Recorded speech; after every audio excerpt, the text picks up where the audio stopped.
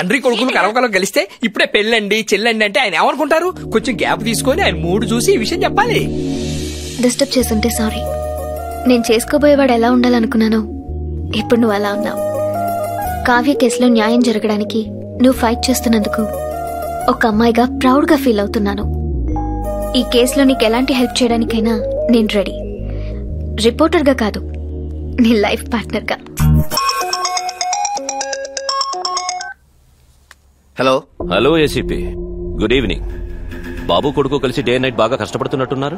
నీ స్పీడ్ కి బ్రేక్ వేసే బ్రేకింగ్ న్యూస్ ఒకటి ఉంది. దగ్గరలో టీవీ ఉంటే ఆన్ చేయి. కావ్య కేసులో కొత్త మలుపు. తానే హత్య చేసినట్లు లొంగిపోయిన 3 యువకులు. Day 1 shock 1.